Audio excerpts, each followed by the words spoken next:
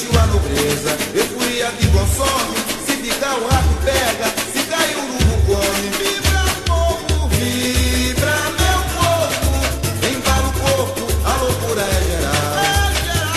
Larga em minha fantasia e agonia, deixem-me mostrar meu carnaval. Firme, belo perfil, alegria e manifestação. Beija-flor tão linda, derramando na avenida, frutos de uma imaginação.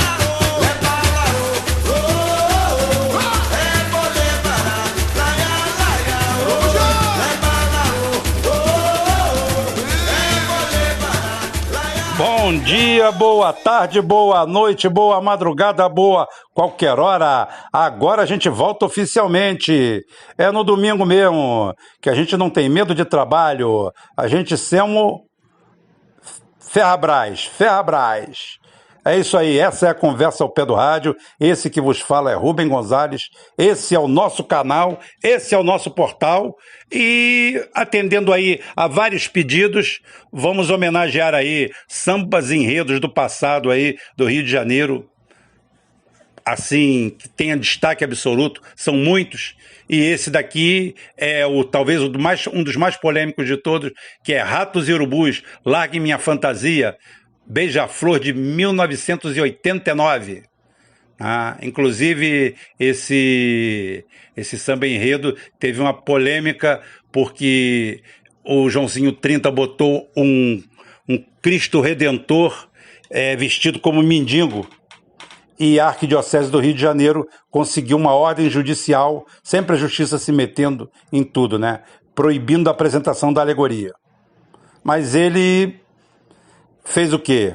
Genial como ele era, jogou um plástico preto por cima daquilo tudo e botou uma faixa, mesmo proibido, olhai por nós. Ficou melhor do que se tivesse aparecido, né? Ela foi vice-campeã esse ano e quem puxa no vocal é Neguinho da Beija-Flor e a composição é de Betinho, Glivaldo, Zé Maria e Osmar. Tá joia? É isso aí, gente. Vambora que tem muita coisa quente. Abrindo na segunda-feira. Ah, não. Domingo. Não é segunda. Segunda já é a segunda. Então tá joia, gente. Vambora. Minha gente, hoje o canal começa oficialmente. Era para começar amanhã, mas o Donald Trump acabou com a minha festa. Então, não tem jeito. Eu quero dizer, antes de qualquer coisa, eu vou abordar hoje, eu vou fazer já a aposta adiantada aqui, tá? O meu canal, o nosso grupo aposta. Faz a análise da coisa e aposta. A gente não está aqui para ficar repetindo o que você lê em todo lugar. O que você lê na Wikipédia, o que você bota no Google e lê. Não. A diferença tem que ser a diferença. A gente tem que fazer a diferença. Então, escuta uma coisa. Esse é o ano de 2020. Esse é o ano da gente abrir o olho, de pegar a visão da coisa. Por quê? Porque 2020 significa 20 por 20. Acuidade visual perfeita. Aonde a 6 metros de distância você consegue enxergar todas aquelas letras pequenininhas. Isso que significa uma visão. Já inventaram um monte de coisa. Não, essa não é a visão perfeita. Essa é a visão de acuidade perfeita. 20 por 20. Que depois no sistema métrico transformaram de 6 por 6, porque 20 pés é igual a 6 metros. Tá? Então, eu vou logo dizendo para vocês que esse é o ano da gente pegar a visão. Nós vamos bater nisso tudo. É hora de você abrir os olhos. Não é entrar em teoria da conspiração e também não engolir tudo. Nem tudo que jogam na sua cara, na sua lata, é para você engolir. Absolutamente. Contesta. Eu quero dizer aqui sobre... Vou até falar aqui de uma brincadeira meia verdade, né, que eu fiz no meu Facebook, e eu vou discorrer sobre ela antes de entrar no assunto principal, porque eu gosto sempre de dar esse toque, né, alguma coisa a mais para o pessoal que fica esperando. meu público não é grande, mas graças a Deus é fiel, né? Então, eu fiz essa brincadeira, foi chamada Depois do Fim do Mundo, que eu falei de brincando, né? Brincando não, mas falando sério. Daqui a 10 mil anos, arqueólogos picaretas vão pegar os restos da usina de Itaipu e provar que ela foi feita pelos avançados índios Cururu, analfabetos que viviam às margens do rio comendo peixe e mandioca. Segundo as suas conclusões, eles fariam o enchimento da represa usando folhas de taioba para levar o concreto, bambu como guindaste e que ela foi feita para o chefe pau no cu nadar com seu estatuto de estimação. Não satisfeitos, esses renomados arqueólogos, lá no futuro, ainda chamarão de analfabetos quem ousar contestar essa versão, que será aceita por todos e passará a fazer parte da história oficial do planeta. Agora, vem cá, vou contar para vocês a história de umas pirâmides aí. E eu terminei assim, uma brincadeira, para tirar um pouquinho o peso. Cara, essa praga desses identitários, essa raça do inferno, essa obra perfeita do demônio, eles apareceram lá. Um já chegou com a educação típica deles. Rubem, você tá comendo merda? Claro que a resposta foi no nível do que ele fez. Tá? Mas teve melhor ainda. Outro, não, foram os ETs. Eu não falei que foram ETs, em momento algum. Aí teve outra lacradora lá, que chegou lá só porque os brancos não conseguiram fazer, não significa que foram alienígenas. Tá? Ou seja, já levaram para o lado do racismo. Racismo do cacete, gente. Eu ia falar outra coisa, mas vai do cacete mesmo, para todo mundo poder escutar. Gente, esse pessoal é doente, esse pessoal precisa de tratamento, de internação, já que não dá para mandar para um gulag ou jogar um avant-garde preferencial em cima deles, não tem jeito. E quando eu falo para vocês, para nem tanto ao céu, nem tanto à terra, nem tanta teoria da conspiração, eu só vou dizer que eu bloqueei essas pessoas lá no meu Facebook, tá? Apesar de eu pouco usar o Facebook. Só fui lá para troçar e tirar onda, brincar um pouco mesmo. Existe um estudo que foi feito, já foi várias vezes repetido, o original eu não sei onde foi feito, mas que é o seguinte, consta de você botar 20 pessoas numa sala, onde uma pessoa é uma pessoa comum, eu, você, qualquer um, que vai para lá responder uma série de perguntas. E as outras 19 são macomunadas, são na realidade atores. São pessoas que estão ali representando. E são feitas perguntas banais. Perguntas de estilo, quem descobriu o Brasil, em que ano foi descoberto o Brasil, tá? E coisas assim de domínio cultural médio-baixo. Nada complexo. E o que acontece? Essas pessoas macomunadas simplesmente dão uma resposta errada. E eis que a pessoa que não faz parte do experimento, que está sendo observada, depois de ver todo mundo errando, na maioria dos casos, em quase 70% dos casos, ele vai e erra junto também. Por quê? Porque a necessidade social do ser humano, às vezes, suplanta a verdade, ao conhecimento. É incrível. Se eu tenho certeza... A única diferença é que o Rubão aqui é assim. Se eu tenho certeza de uma coisa, eu estou pouco me lixando. Você pode trazer químico, físico, pode descer Jesus Cristo à Terra. Eu não estou nem aí. Se eu levei tempo para chegar àquela conclusão, fiz um apanhado de coisa daquilo ali e tenho uma ideia formada daquilo ali, não adianta que todo mundo seja contra, não. Eu vou continuar com aquela posição ali. Não tenha dúvida. Isso acontece demais. Tá? E outra coisa, eu fico aí abismado com esse pessoal querendo levar a nossa situação racial para uma guerra, para um combate.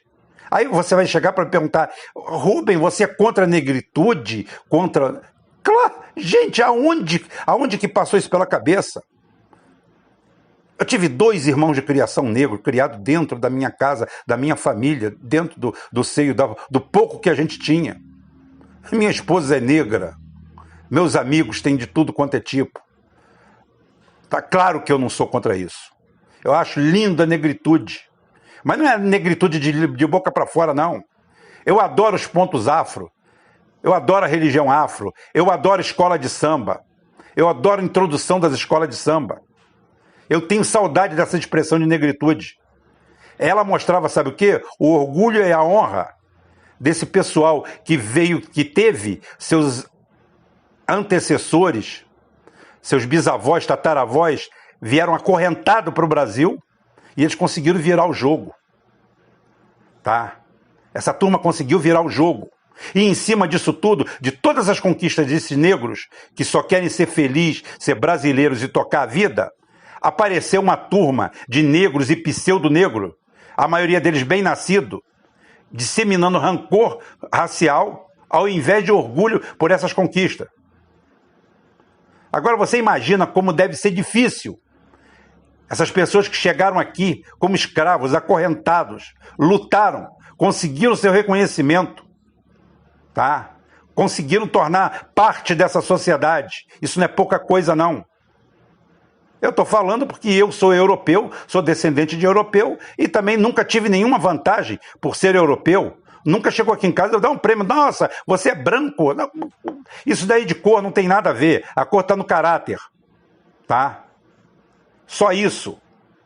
Agora, você não pode ter mágoa histórica contra uma pessoa do teu lado que nunca fez nada contra você. Você tem que ter mágoa, sim, de quem pratica o racismo hoje. E para isso existem brancos, negros, amarelos, todo mundo para fiscalizar. Existe lei, existe uma coisa, um apanhado de coisa. Tá? Agora, a tenacidade dessa vitória contra o sistema que eles fizeram, isso não é lembrado. Eu gosto, sim, de movimento negro, cultural. Cultural. Tem que honrar seus antepassados, tem que honrar suas origens. Não sou contra nada disso. Agora, não sectário, racista. Não. Não. Absolutamente. Isso aí não. E é isso aí que esse pessoal está promovendo. Estão querendo colocar um elemento novo nesse país, que é a guerra racial. Não. Nós passamos por momentos dolorosos, fizemos longas travessias e não é essa gente que vai chegar aqui perto do meu espaço para fazer isso. Tá? Então, esse assunto está negócio, vamos para o assunto principal, que é a abertura do programa hoje, no domingo. É assim mesmo. Aqui abre assim. Começando que desse imbróglio do Irã com os Estados Unidos, Oriente Médio, Iraque, tudo, eu enalteci a posição do Etchegóin. E teve gente que leu aquilo que ele falou e inverteu tudo. Então eu dou um voto de crédito a ele. Esse voto de crédito eu dou hoje. E tiro amanhã, se precisar. Ou dou mais outro voto de crédito. Por quê? Porque nós temos que simplesmente fazer um processo. Nós temos que fazer um processo de aproximação. Se juntar. Esquecer esse negócio de esquerda e de direita. Tá? E partir para cima. Não vá atrás dessa ideia da esquerda aí, não. Tá? Essa ideia da esquerda, dessa New Left, me lembra o cara... Tem uma piada, né? Um conto que diz que é o seguinte: o cara sonhava em ter a namorada perfeita. Ele procurava a mulher perfeita. E os amigos começaram a ajudar ele, porque ele era um cara legal. Aí começaram a procurar ele, a ajudar ele. Aí o nego fala assim: cara, conheci uma mulher que é perfeita. Tá? Perfeita. Aí ia lá, jantava com a mulher, saía com a mulher, tá? Voltava e falava assim: dá não. Não é essa não. E foi. E saía com uma, com outra, e com outra, e com outra. Os amigos: agora achei uma perfeita para você. Tá? Até que um dia, ele achou uma que um amigo indicou e falou assim: essa é a mulher perfeita. Eu quero sentar, quero falar com ela. Essa é a mulher perfeita. E foi lá todo feliz. E voltou meia hora depois, cabisbaixo. Aí ele falou assim: ela não era a mulher perfeita? Era. Ué, e por que não deu certo? É porque ela também está atrás do homem perfeito. Entendeu? Você também não é perfeito. Ninguém é perfeito. Então é o seguinte, tá? Se você está esperando aí, desejando que apareça um cavalo alazão com um cavaleiro mágico, com a espada prateada, salvando todo mundo no toque de mágica, esqueça, isso não vai acontecer de jeito nenhum. Vamos ter que engolir muito sapo, muita cobra, para tentar colocar o Brasil nos trilhos de novo, tá? Você tem que se preparar para o petróleo ir a 200, 300, 400 dólares por barril. E isso simplesmente destruiria a nação brasileira. E isso apesar de termos petróleo suficiente para manter nossa necessidade sem racionamentos radicais. Se fosse seguido o modelo soberano que eu propus há mais de 10 anos atrás, de pegar as reservas e comprar a Petrobras. Ou seja, com o petróleo 100% nacional, você poderia manter o barril de petróleo aqui a 50 dólares o barril, com ele a 400 dólares lá fora. Tá? Foi esse o projeto de nação que Getúlio Vargas projetou e que Geisel e Médici desenvolveram. Goste você do Médici, goste você ou não, tá? Eu tenho apreço por todo mundo que pensa no Brasil. Eu já estou acima disso aí. Eles tinham até ideais diferentes, são de épocas diferentes, mas eram nacionalistas. Eram nacionalistas, ao contrário desse modelo que nós temos aí, que alguém chama de mito, e é totalmente entreguista. Você já viu que o programa hoje rende, né? Hoje tem coisa para falar, tem argumento de sobra aqui para você botar para frente. Bem, vamos à análise do que ocorreu lá, né? E a aposta do nosso canal. Bem, o negócio lá é muito mais profundo do que as pessoas pensam.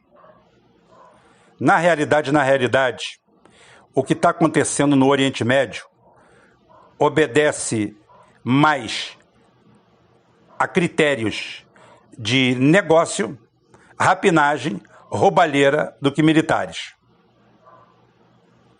Tá? O esquema de roubalheira que existe no Golfo Pérsico, naquelas nações limítrofes dos Estados Unidos, com aquelas bases, a estrutura de roubalheira, de desvio de dinheiro, de sacanagem que tem lá, faz a Lava Jato, ou todo o esquema da Lava Jato projetado, parecer simplesmente uma aula de jardim de infância. Tá? Para vocês saberem, os Estados Unidos destruíram o Iraque e o Afeganistão para entregar o mesmo a empresas americanas sem licitação ou concorrência. Todas elas lideradas pelo bandido-chefe do Dick Cheney, que eu prometi um programa dele e ainda não fiz, comparando ele com o Marcelo Odebrecht. Como eu falei, nos Estados Unidos, os ladrões de dinheiro público e bandidos, eles chamam de homem de ferro. E aqui a gente enfia o ferro nos nossos homens. E depois a gente fica desempregado e fica carregando pizza nas costas, dizendo que a gente está bem. Isso é para você ver. Essas mega empresas foram contratadas para reconstruir o Iraque e começaram, obviamente, a juntar bilhões de dólares. Negócio trilionário. Tá? Só que, o que os militares americanos viram naquilo ali? Os militares americanos criaram a mais sofisticada milícia do planeta, que foi o Estado Islâmico, o Daesh, todos aqueles grupos, são mais de um. Tá? É mais de um grupo que eles tomam conta daquela área lá. E teve empresa que teve que aumentar 40% o seu preço, porque esses 40% eram pagos de propina, de proteção. Tá? Quando o Qasem Soleimani, o chefe da Força Revolucionária da Guarda Quds do Irã, dizima essas milícias, esses grupos terroristas, eles simplesmente matam as galinhas dos ovos de ouro dos novos bandidos do planeta, que é o establishment econômico como eu falo, do circuito Elizabeth Arden Salim, tá? Que agora Elizabeth Arden era o circuito que era Paris, Nova York e Londres, agora tem um pé em Tel Aviv. E esse pessoal acabou com a máfia. Eu queria fazer um vídeo sobre isso, mas não vou fazer não, porque é pesado demais. Sobre como as quadrilhas e gangues israelenses, sionistas, destruíram a máfia italiana nos Estados Unidos para tomar conta de todo o narcotráfico, toda a distribuição, toda a bandidagem. Porque boa parte dos antigos chefes não aceitavam o narcotráfico no negócio. Existia um quadrozinho ético, mas um dia talvez eu conte isso. Então, o que acontece? O nosso amigo, o nosso general, simplesmente virou inimigo declarado dos Estados Unidos, foi nesse momento. Por isso que fizeram esse ataque contra ele. Agora, ao ataque em si, tá? O ataque em si, o Donald Trump não sabia que ele era o alvo. Não estou aqui defendendo o Donald Trump, não. A análise é fria. O exército americano, o Pentágono, fez uma false flag contra a embaixada americana no Iraque. E depois, o que fez? Chefe, estamos com o grupo na mira aqui. Aperta o dedo. Aperta. Quando apertou o dedo, falou assim, matamos o Soleimani.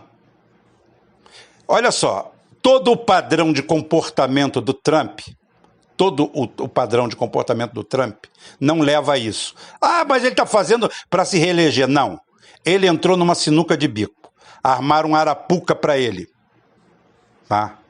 Armaram um arapuca para ele feia. E ele entrou. Da mesma coisa do Erdogan em 2014, quando abateram o avião russo, Sukhoi 24. E todo mundo achou que tinha se livrado do Erdogan porque o Putin teria puxado o tapete dele. E não foi isso que aconteceu na prática. Putin deu uma aula de xadrez e vai dar outra aula de xadrez agora. Porque agora eu vou explicar para vocês o que vai acontecer. Primeiro que vocês esqueçam dessa parte militar aí, tá? Eu tô brincando lá no Facebook, tô fazendo zona, esqueça dessa porra, desse negócio militar aí. Não vai ter nenhum tipo de retaliação militar, não. Pode ficar tranquilo. A vingança iraniana vai ser capitaneada pela Rússia e pela China, e virá de outra forma. Os esquemas de superfaturamento do Pentágono, o roubo, o desvio, a manipulação, os assassinatos vão vir à tona. Essa vai ser a grande vingança, tá? E não simplesmente atacar tropa americana ou jogar bomba em algum lugar, matar meia dúzia de miseráveis soldados, um bando de fudido que estão lá para poder comer, porque já tem 40 milhões de gente dependendo de esmola para comer nos Estados Unidos. Você imagina como é que está lá agora. Você, no campo militar, você vai ver idiotices como tem na Globo.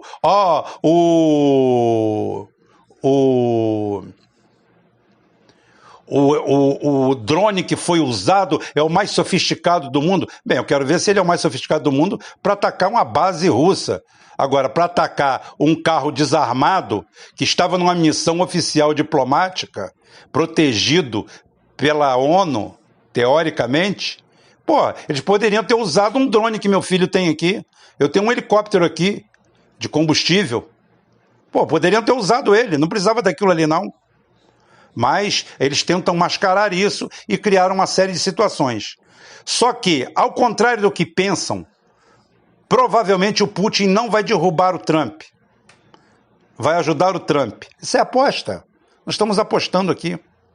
Porque o flanco ficou aberto para se atacar de vez o Deep State americano. Nunca o Deep State americano se expôs tanto quanto nessa jogada errada.